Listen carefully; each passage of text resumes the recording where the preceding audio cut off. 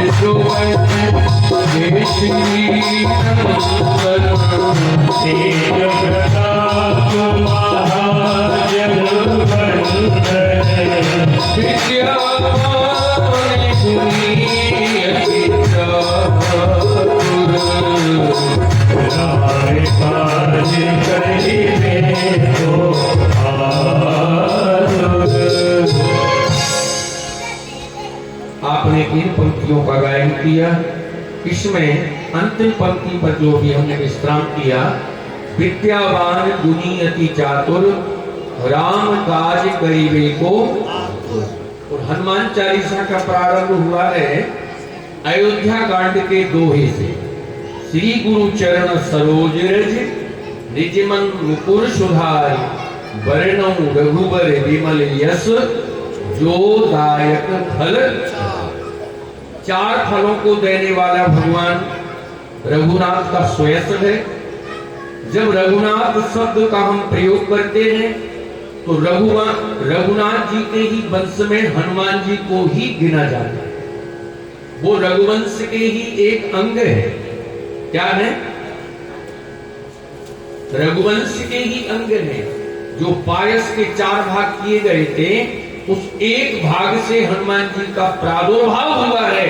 इसलिए रघुवर शब्द से भेद हनुमान जी को भी किया जाता है। बोलिए वीर बजरंगबली की। उनके अवतार प्रसंग में ऐसा आया है कि जब चरु प्रसाद का बंटवारा हुआ तो एक चील पक्षी इस प्रसाद को लेकर के उड़ा और वो प्रसाद अंजनी माता को प्राप्त हुआ। उसी से हनुमान जी का इस वसुंधरा पर प्रादुर्भाव। इसलिए आचार्य तुलसी कह रहे हैं, श्री गुरु चरण सरोज रज निज मन मुकुर सुधार। आप रोज 5 मिनट 10 मिनट पूज्य महाराज श्री जब आएंगे तो माननीय आदरणीय चरण साहब भी आपको संबोधित करेंगे। उस समय वो अपने जीवन में गुरु महिमा को प्रकट करेंगे तो आप विस्तार से उनके मुख से भी 7 दिन गुरु महिमा श्रवण करेंगे।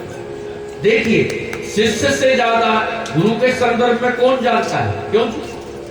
और एक बात और ध्यान से सुनना, शिष्य बनना तभी सार्थक है जब वो गुरु की महिमा को आत्मसात कर ले। तभी तो वो सच्चा शिष्य माना जाएगा। तो जब महाराज श्री पधारेंगे, जब सबको चरण संबोधन करेंगे, यहाँ आमंत्रण करेंगे, तो 5-7 मिनट में रोज अपने भाव भी यहाँ पर उद्घटित करेंगे। तो हम अपने उनके 30 साल का अनुभव भी श्रवण करेंगे गुरु महिमा के संदर्भ में। श्री गुरु चरण सरोज रज। देखिए, गुरु ही शिष्य के मन को दिव्य बनाता है। एक बात ध्यान से सुने, अगर गुरु के चरणों का आश्रय नहीं मिलेगा तो हमारा और आपका मन दिव्य बनने वाला नहीं है। मन में दिव्यता जब ही आती है जब शिष्य को, साधक को आचार्य सदगुरु का निरंतर सानिध्य प्राप्त होता है। गुरु और नहीं देता, गुरु अपने शिष्य के मन को ही दिव्य बना देता है। और जब मन दिव्य बनता है तो जिसका मन दिव्य है, वो मन की दिव्यता के द्वारा जब कोई भी कार्य संपादित होता है, उस सभी कार्यों में उस सद शिष्य को सफलता ही हासिल होती है। जब शिष्य कहता है कि हम गुरु कृपा से प्रत्येक क्षेत्र में सफल हुए, उसका कारण क्या है? उसका मन दिव्य बन गया। यहां आचार्य तुलसी क्या कह रहे हैं? श्री गुरु चरण सरोज रज निज मन मुकुर सुधार। तो इसी रामायण जी में मुकुर मलिन और नयन विहीना, मुकुर मलिन और नयन विहीना,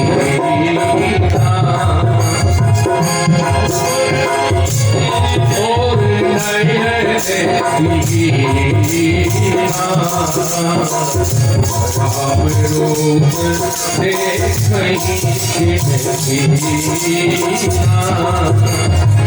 राम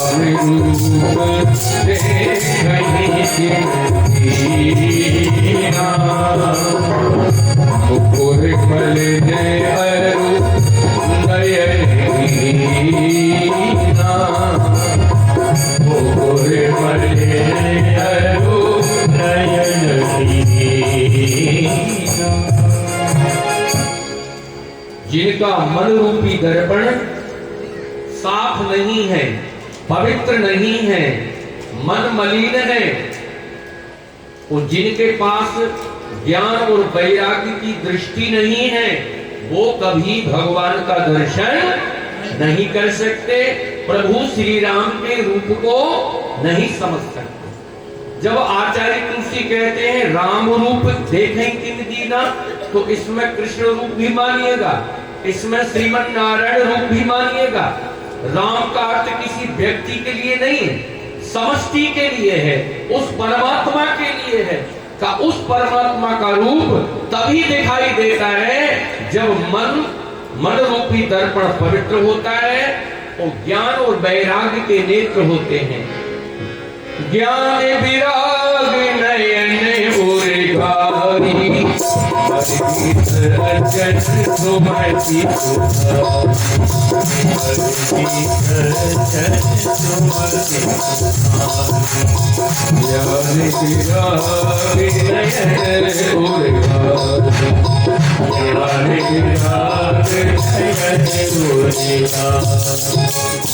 वो गरुड़ जी से भुसुदी जी कह रहे हैं, ज्ञान और वैराग्य के नेत्र जब प्राप्त होते हैं जीवन में, ज्ञान विराग नयन उर्गारी, मर्मी सज्जन सुमति उदारी, मुकुर मलिन और नयन विहीना, वो श्री गुरु चरण सरोज रज निज मन मुकुर सुधार। तो गुरु जो है वो शिष्य के मन को निर्मल बनाता है, दिव्य बनाता है। वो जब गुरु की कृपा से, गुरु के सानिध्य में शनै शनै धीरे धीरे मन में जब दिव्यता आती है, मन की मलिनता जब समाप्त होती है, तो हमको राम के अलावा फिर कुछ दिखाई देता ही नहीं। सी राम में सब जग जानी, वो करम प्रणाम जोर जुग पानी।